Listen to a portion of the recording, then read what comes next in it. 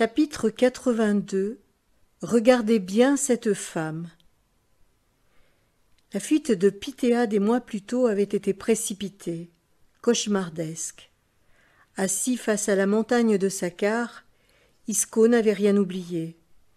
Il n'avait rien raconté à Saccard, mais il n'avait rien oublié. Il n'avait pas tout de suite pu connaître les circonstances précises de l'arrivée de Darja à Pythéa. Mais un jour elle était là. C'était peu de temps après le retour d'Isco, sur les bords du golfe de Botnie, après sa soi-disant chasse à l'homme sur les traces de Saccard. Darja avait fini par fuir les violences toujours plus brutales du pasteur Gothus. À Pythéa, elle avait rejoint un groupe de lapons mendiants. Davet l'avait reconnue et dénoncé à Ivar Grubb, l'âme damnée de Pontanus. Après toutes ces années, Grubb avait pris son temps. Pour lui faire avouer dans les règles où se trouvait son fils, Grubb avait requis l'assistance d'un homme d'église. Son choix s'était porté sur Persari. Le commissaire aux affaires Lapode, consulté pour la forme, avait donné son accord. Puis Grubb avait fait preuve d'une perversité redoutable. Il avait attaché Darja sur des planches, bras en croix, tête en bas. Isco l'avait découverte à 2 ruelles de la résidence, exposée en plein vent, au début du sentier qui s'enfonçait dans les bois de bouleaux, en direction de Gratrasque. Aucun de ceux qui partaient pour les mines à l'intérieur de la Laponie, ou en revenant, ne pouvait se dérober à ce triste spectacle. Isco voyait encore Ivar Grubb au pied de cette croix lorsqu'il avait rassemblé les habitants de Pythéa, paysans et marchands, mendiants et enfants. Des dizaines de soldats les empêchaient d'échapper au discours alors que la chute de neige, fondue et un vent tourbillonnant, glaçaient la foule.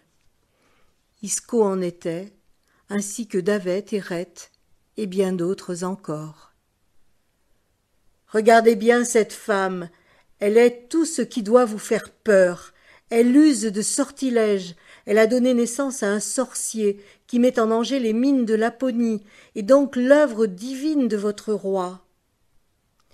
Un sinistre chaman et toute sa clique, un qui pousse les Lapons par la magie et la sorcellerie, la ruse, la menace, à s'écarter de leurs devoirs.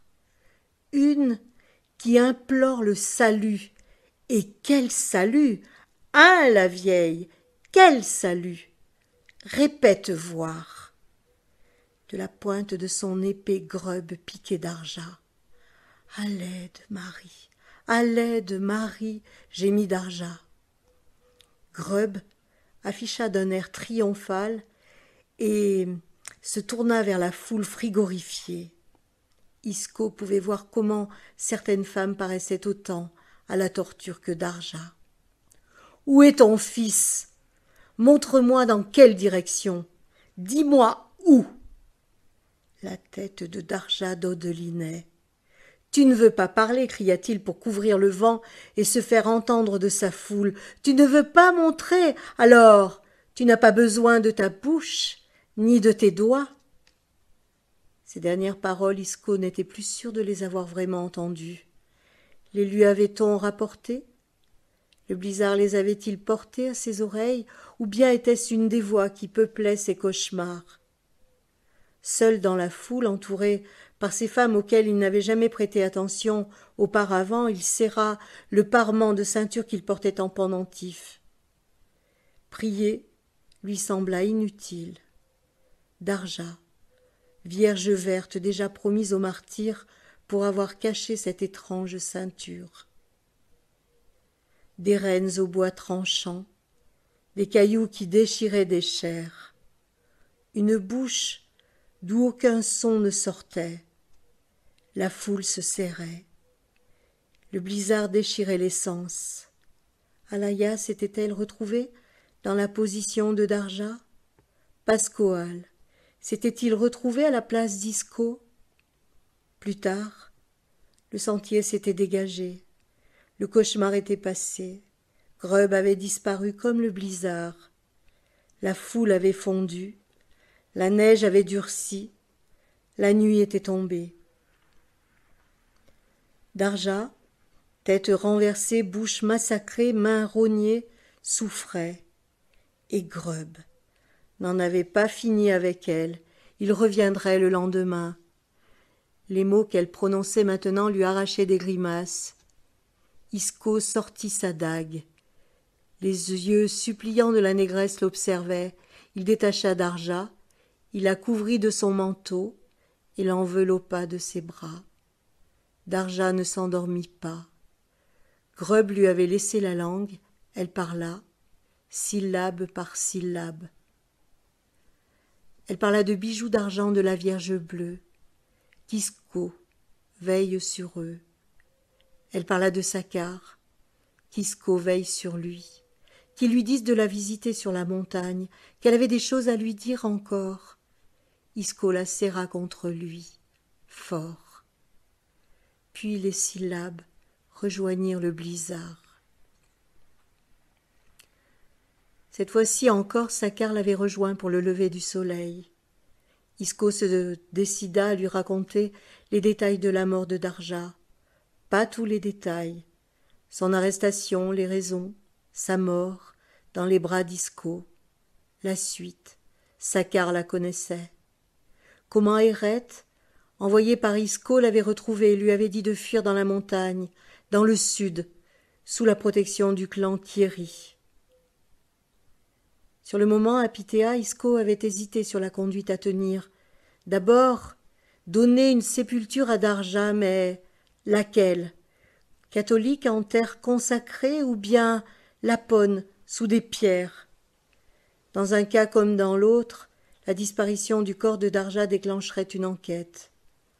On soupçonnerait peut-être les mendiants de Pitéa. Grub se lancerait dans une chasse sans scrupules, usant des pires méthodes pour faire parler des misérables qui n'avaient rien à avouer.